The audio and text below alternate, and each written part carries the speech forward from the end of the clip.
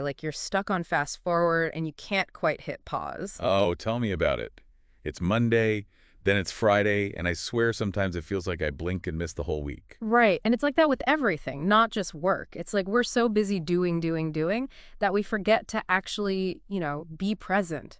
Which is why I'm so fascinated by this whole mindfulness thing. It's everywhere these days, isn't it? It really is. And actually, that's what we're diving into today, all based on the research you provided. Consider this your crash course in mindfulness, even if you feel like you don't have a spare minute to breathe. I love that. I crash course. And, looking at all the stuff you sent over, one thing that really stood out is how much emphasis there is on this idea of being present, like right here, right now, but without judgment. Yeah.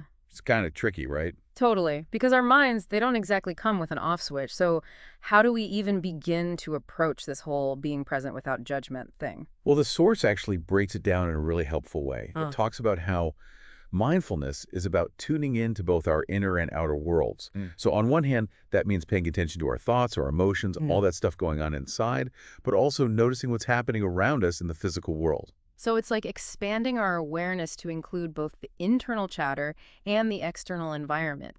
Instead of just going through the motions, we're talking about really savoring the experience. Like when I inhale my lunch during a crazy workday, that's kind of the opposite of what we're going for here. You Yeah. got it. And the source actually uses the example of eating. It talks about how with mindful eating, we shift from just, refueling to truly experiencing each bite, the textures, the flavors, even the aroma. It's wild how much we miss when we're not paying attention. I can see that. But I have to ask, is it really that impactful? I mean, does mindful eating really make that much of a difference? Oh, it can be huge. Your source actually highlights this fascinating link between mindful eating and improved digestion. It turns out that when we slow down and actually pay attention to our food, it actually helps our digestive system work better. Interesting. I would thought that was like just a wives' tale or something. And it's backed by research. And get this, it can even help with something I think a lot of us struggle with: overeating. Okay, now you've got my attention. How does mindful eating help us eat less? So the source explains that by really being present with each bite, we're more in tune with those natural fullness cues our bodies send us. We're not just mindlessly munching until our plates are clean, we're actually noticing when we're satisfied. So we're essentially retraining our brains to recognize those signals we've probably been ignoring for way too long. Exactly. Like hitting the reset button on our relationship with food. But here's the thing. You don't have to become some kind of Zen master to start incorporating mindfulness into your life. One of the simplest techniques, and one that comes up again and again in the research you said, is focusing on your breath. Seriously. The breath. That's it. That seems almost too simple. I know, right?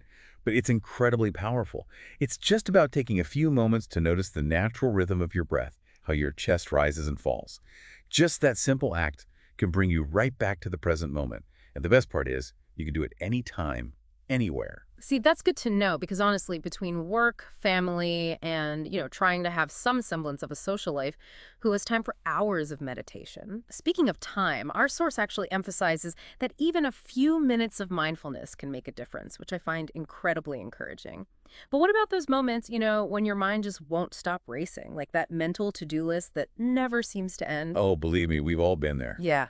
Totally normal for our minds to wander, especially when we're first starting out with this mindfulness thing. So what do we do when that happens? The key is to not get discouraged. It's all about gently guiding your attention back to the breath without judging yourself for getting distracted in the first place. So it's like training a mental muscle. The more we do it, the easier it gets. Exactly. It's a practice, not a quest for perfection. So it sounds like this whole mindfulness thing, it's about more than just like finding a few minutes of peace and quiet. Our source hinted at some other pretty incredible benefits too, right? What else can we expect if we actually start incorporating this stuff into our lives? Well, one of the big ones that comes up a lot is stress reduction. And I know that can sound kind of vague, like, yeah, sure, who doesn't want less stress? But the cool thing is, there's actually a lot of research now that backs this up. Mindfulness can actually help us manage stress and anxiety in a real, measurable way. Okay, I'm listening. How does that work? I mean, how does just paying attention to the present moment actually reduce stress? So your source talks about how when we're practicing mindfulness, we're basically training ourselves to focus on what's happening right here, right now. And when we do that, it keeps us from getting caught up in that spiral of worrying about the future or ruminating about the past. Right, because when you think about it, a lot of our stress comes from those what if thoughts, right? Like, what if this happens? Or I should have done that differently. Exactly. It's like our minds get stuck in this loop of anxiety about things that haven't even happened yet or things we can't change. Yeah, But mindfulness helps us step off that hamster wheel and just be present with what is. I can see that. And you know what else? When I'm super stressed, I feel like I can't focus on anything. Like my mind is just all over the place.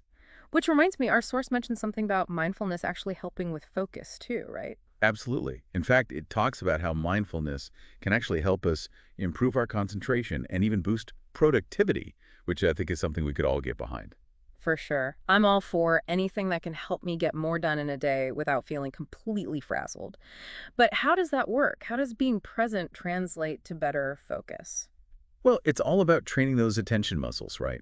When we practice mindfulness, we're essentially teaching our minds to stay present with whatever task is at hand, whether it's, writing an email, having a conversation, or even just like listening to music. So instead of getting sidetracked by every little thing that pops into our heads, we're able to stay on track and resist distractions. Exactly. And that's a pretty valuable skill in today's world, wouldn't you say? Totally.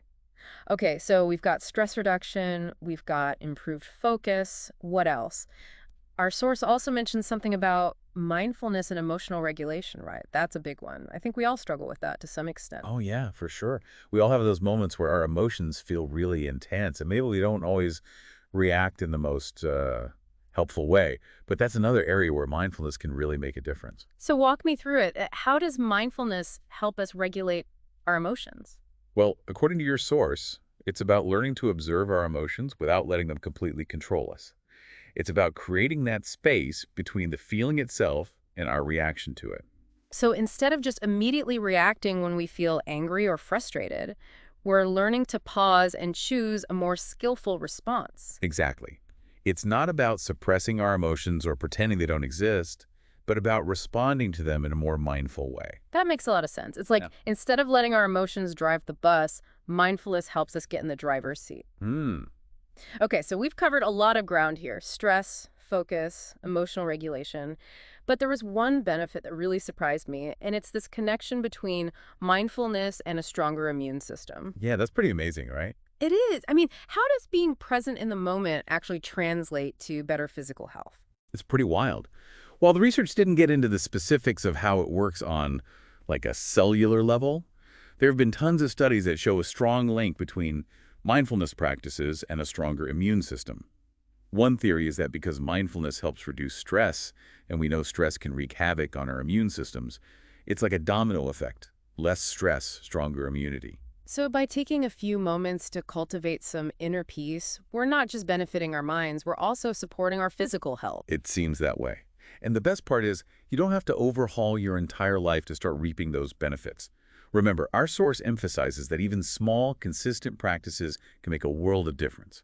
It's about weaving those mindful moments into the fabric of your everyday life, not adding another thing to your already overflowing to-do list. Okay, that is really reassuring to hear because, let's be real, who has the time or energy for a massive life overhaul? Not me, that's for sure.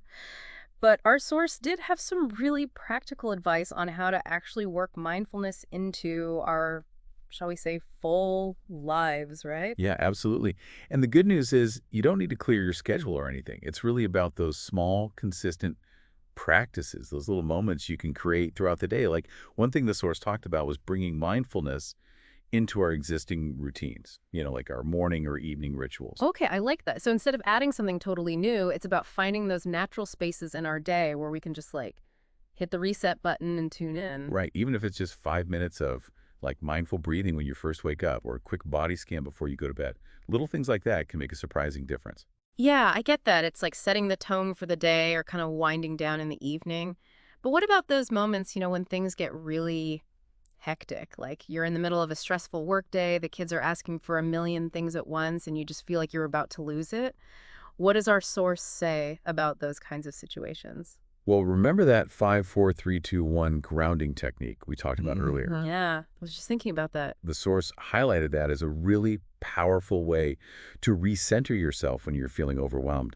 Just quickly connecting with your senses, 5 things you can see, 4 things you can touch, 3 things you can hear, 2 things you can smell, and 1 thing you can taste. It's so simple, but I can see how doing that would really help to ground you in the present moment, especially when your mind is going a mile a minute. Yeah, exactly. It kind of interrupts that stress cycle and brings you back to what's actually happening around you.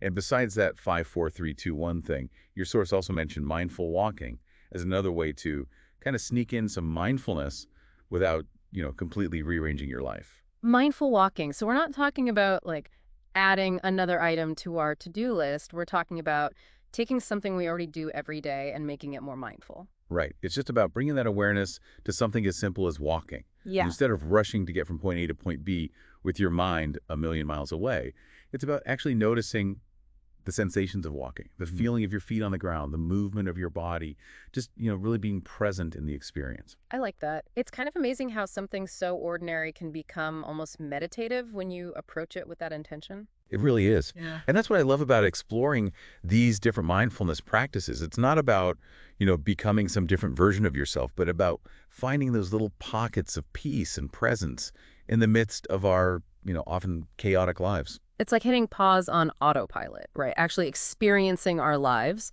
rather than just rushing through them. Exactly. And as we've seen, the benefits of doing that are pretty incredible. Less stress, better focus, more emotional balance, even a stronger immune system. I have to say, going into this whole mindfulness thing, I was a little bit skeptical. I think part of me thought it was like a little too out there for me. But exploring all this research, all these different practices, it's really got me thinking. There's definitely something here. Totally. And the great thing is, there's no right or wrong way to do it. It's really about finding what works for you in your life and being kind to yourself along the way because it is a practice. It's not about being perfect at it. Well said. So for our listener out there who's now, armed with all this amazing information about mindfulness, what would you say is the most important thing to remember from all of this? Well, if mindfulness is all about awareness, about really tuning into our inner and outer worlds, I'd say the most important thing is to simply notice. What is one thing, just one small thing, that you're more aware of now after diving into this with us than you were before? Oh, I love that. What a great question to leave our listeners with. And on that note, we're going to leave you to ponder that very question. Until next time, be present, be mindful, and take care.